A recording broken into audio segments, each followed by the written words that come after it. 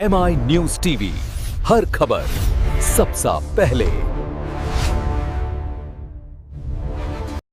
आज की महिला के इंडिपेंडेंस डे आज कोई हम लोग को डिक्टेट नहीं करेगा कि किस टाइम वापस आना है, किस टाइम बाहर जाना है, क्या पोशाक पहनना है, क्या खाना है। हम लोग बार बार देखे हैं कि हम लोग के ऊपर एक कोई इम्पोजिशन हो गया है, तो वो हम लोग नहीं चाहते हैं। और महिला को सपोर्ट दें, हैंड होल्डिंग करें। और इसीलिए 14 अगस्त रात 9 बजे कलकत्ता शहर की हर महिला को बालिका शिक्षा सदन से गोल्ड पार्क और गोल्ड पार्क से बालिका शिक्षा सदन ये वॉकथॉन में पार्टिसिपेट करने के लिए अभी आज स्पेशल सेशन है असेंबली का जिसमें 2 बिल्स आ रहे हैं, उसके बारे में क्या करेंगे? दोनों ही आपके डिपार्टमेंट से रिलेटेड। आज हम लोग 2 बिल्स ला रहे हैं, जिसमें हम लोग कोलकाता कॉर्पोरेशन और हावड़ा कॉर्पोरेशन के कुछ वॉर्ड्स बढ़ा रहे हैं। क्योंकि हम लोग देखे हैं कि इतना साल में इतना सरकार आया गया, लेकिन जनता को परिषेवा नहीं मिला। आज भी 2 दिन पहले बारिश हुआ, हर जगह में पानी जम गया।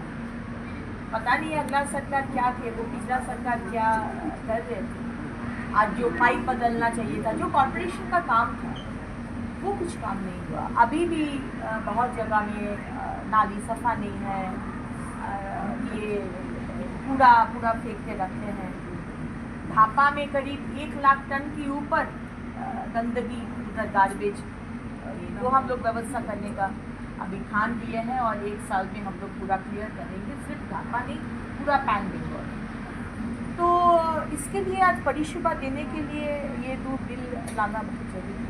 अभी जैसे एडमिनिस्ट्रेशन है और ऑलमोस्ट जितने भी म्यूनसिपैलिटी है वहाँ पे एडमिनिस्ट्रेटर बैठ गया है। दुर्गा पूजा आने वाला है, रोड की स्थिति बहुत खराब है ऑलमोस्ट सब जगह से हमारे दफ्तर का अंडर में जो रोड्स है, सारे रोड्स का डेडलाइन हम लोग दे दिए थे। डिटेल्स सोमवार तक भेजना है। मैंने ये पिछला सोमवार, आज तो हो गया बुधवार, तो डेडलाइन तक साथ रास्ते का आ गया है। अभी तुरंत DPR होकर रास्ता का काम शुरू हो जाएगा। 10 अक्टूबर तक माननीय मुख्यमंत्री जी बोले हैं सारे रास्ते जो बहुत ख़राब कंडीशन में है उसका काम हो जाना है। 3 लेयर में रास्ता होता है। ऊपर का जो बिटुमिन लेयर है, बिटुमिनस लेयर, वो मानसून के बाद होगा, लेकिन फर्स्ट और सेकेंड लेयर काम शुरू हो जाएगा। ममता बनर्जी को एक बार फिर से चोर के नारे सुनने को मिले नेताजी स्टेचू के पास। देखिए, हम पहले भी बोले हैं, आज भी फिर से बोल रहे हैं, कोई भी नेतृत्व, और ये तो हमारे प्राक्तन मुख्यमंत्री थे, ये महिला है और एजेड महिला है। एजेड होने से अब सम्मान देंगे ये विषय नहीं है। ये हमारा राज्य का संस्कृति नहीं है कि आप पत्थर मारेंगे, आप गाली देंगे, आप जूता छोड़ेंगे, फेंकेंगे, ऐसा मत कीजिए। हमारा स्टेट का सम्मान लेकर प्लीज खिलवाड़ मत कीजिए। और जो लोग कर रहे हैं वो TMC के ही लोग हैं। उस दिन जो ममता बनर्जी का गाड़ी में कादा और पत्थर छोड़ा, वो TMC का ही लोग थे। तो ये हम लोग यही बोलना चाहते हैं कि ये हमारे राज्य का संस्कृति नहीं है। आप लोग राजनीति मत करिए। जो करना है अदालत करेगा, कंप्लेन कीजिए। जो नियम है भारत का नियम, उस हिसाब से चलेगा। लेकिन ये काली फेंकना, पत्थर फेंकना, मिट्टी फेंकना, गोबर फेंकना, please this is not our culture. Please do not demean our state. Request, सबको रिक्वेस्ट करते हैं, मत करिए ये सब। দিয়েছে বাগুইহাটি থানা আছে ইডি আধিকারিক তোলাবাজির টাকা আজকে দেবরাজ বাবু করছেন 100 কোটি, টুলু মণ্ডল করছেন 200 কোটির ওপরে 250 কোটি। এ বলে আমায় দেখ, ও বলে আমায় দেখ। অথচ 15টা বছর এক্স মুখ্যমন্ত্রী মমতা ব্যানার্জি, অভিষেক ব্যানার্জি সততার প্রতীক বলে গেলেন, মোড়ে মোড়ে উন্নয়নের কথা বলে গেলেন, আপনার পাড়া আপনার সমাধানের টাকা দিয়ে গেলেন, যে কত কাজ তারা করেছেন। অথচ নাকের ডগায় তাদের দলের লোকেরা কোটি কোটি টাকা চুরি করলো, সেগুলো মমতা ব্যানার্জি জানতেন না। এই জন্যেই তো মানুষের জনরোষ, যেটা মুখ্যমন্ত্রী বলেছেন যে তারা আজকে মাটি, কাদা, পাথর ছুটছেন। যদি আমি সেটাকে সমর্থন করি না, কিন্তু মানুষের রাত দিদি 15 বছর ধরে মানুষকে ঠকানো হয়েছে, আপনারা সব জানতেন এবং তার শেয়ারও কালীঘাটেও পৌঁছেছে, ক্যামাক স্ট্রিটেও পৌঁছেছে, বিভিন্ন জায়গায় পৌঁছেছে, আমরা সব জানি সেটা। দিদি পিছনে সেখানেও চোর স্লোগান শুনতে হলো প্রাক্তন মুখ্যমন্ত্রীকে।